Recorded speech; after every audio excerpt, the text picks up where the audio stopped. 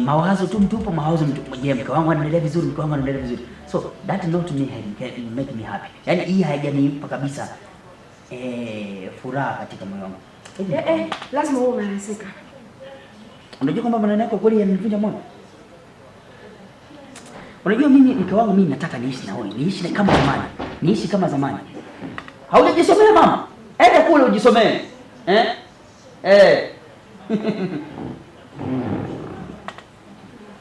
Unaona mke wangu? Kwa hiyo mimi nilikuwa nataka turudi kama zamani. Turudi kama zamani kile. Yaani mimi sijataka kuona kwenye hali hii. Sometimes niko ofisini, ninajuta kule, yani kuna jiuliza mke wangu vipi anaendeleaje hivyo. Yaani mimi sijataka namna hiyo. Mimi nataka uishi kwa jamani. Yaani usijifanye beti sirizike sijui nini. Mpango wako umetimia. Mpango wako umetimia. Ulichokuwa nakitafuta ndo hichi. So, lazima unaridhika. Okay, basi mke wangu. Mimi ninachotaka turudi kama zamani. Hebu tafadhali samahani. Basi kama nilikuwa nishakukosea, tupime kusahau yote yale mke wangu, yani tafadhali.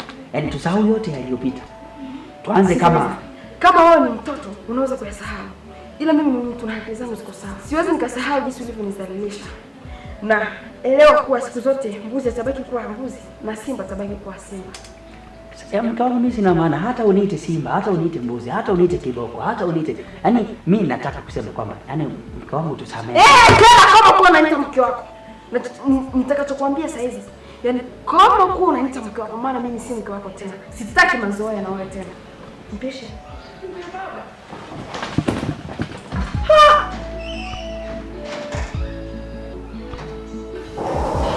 Hivyo ndivyo ilikuwa.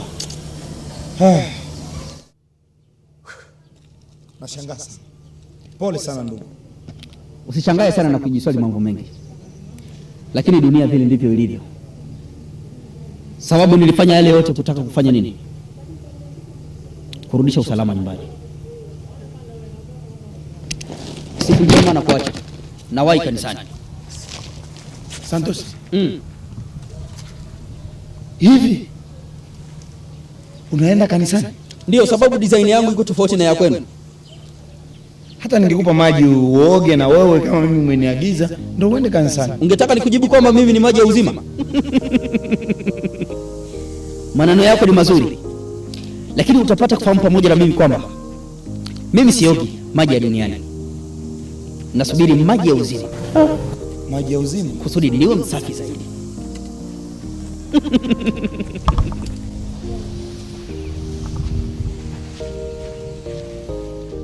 Kwa hiyo ni siku za mwisho. Siku za mwisho kabisa. Bila kuchelewa tutakwenda kusoma katika kitabu cha Timotheo ya pili, sura 3 mstari wa 1. Kinasema nini? Mjue vema ya kwamba siku za mwisho zitakuwa ni siku za hatari. Watu watakuwa wenye kupenda fedha. Watu watakuwa wakaidi, wasiotii wazazi, wanaotafuta manufaa yao wenyewe. Watakuwa na kiburi, wasiopenda wengine. Watu watakuwa wazinzi, watakuwa waasharati. Lakini kama ni siku za mwisho, kumbukeni tena kwamba Bible ama Biblia inasema kwamba wazinzi ama wazinifu hawatarithi ufalme wa mbinguni. Hivi dada, jua kwamba ukiwa hapo ni msharati, ukiwa hapo ni mzinifu, sehemu lako ni katika ziwa la moto. Sasa tutajiponyaje na hiki kizazi kizinifu? Epukeni uzinzi. Epukeni uasherati. Sehemu zako usiende katika moto wa milele. Ni katika sehemu za mwisho.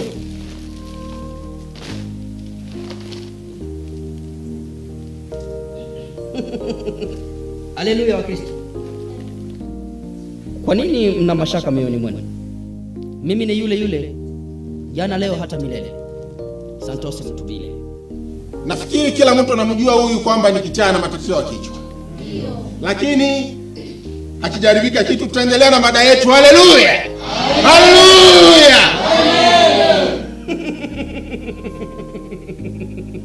Kijana, sikiliza nikwambie basi. Nataka mnitege sikio vizuri kwa hii busara na hekima niliyopewa na mama yangu Dolorosa Masika. Alinifunza nini?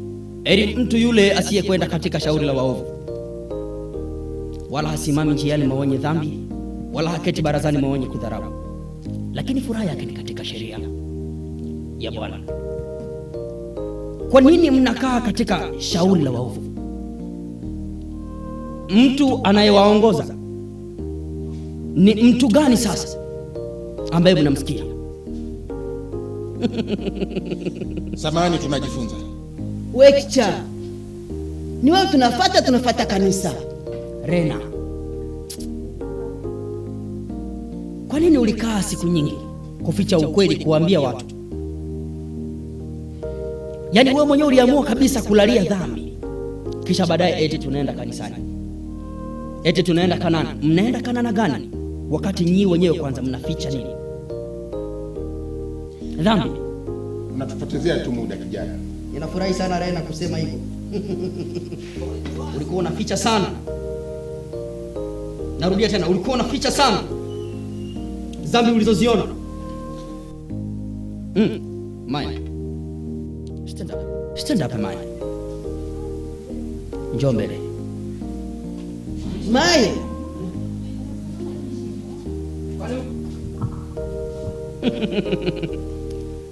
Mnaona walivyopendeza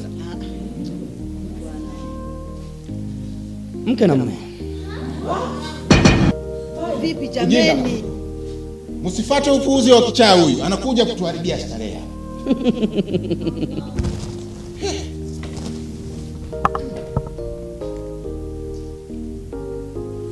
Mr. Mawazo, nimekuona kabisa ndugu yangu. Baba, hautaitwa tena Mr. Mawazo, utakuwa Mr. Furaha.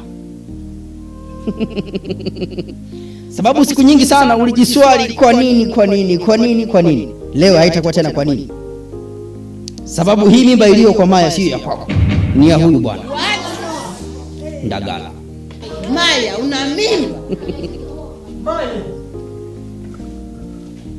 Hamtaweza kuniamini, lakini alivyonifunza mama yangu mzazi aliniambia, eri mtu yule asiyekwenda katika shauri la waovu. Maya, kama hutaki kwenda kwenye shauri la waovu, weka wazi ukweli.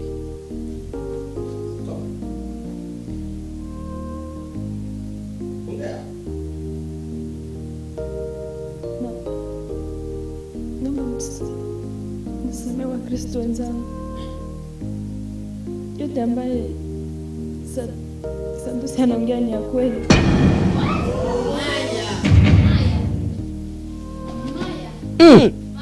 Rena, unashangaa nini wakati ulikuwa unakaa kabisa unaficha ukweli? Ulilalia dhambi sana siku nyingi, kisha unashangaa nini?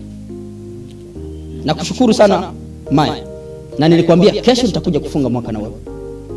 Nipo tayari. Mr. Mawazo, shukuru Mungu maana mzigo sio wa kwako tena.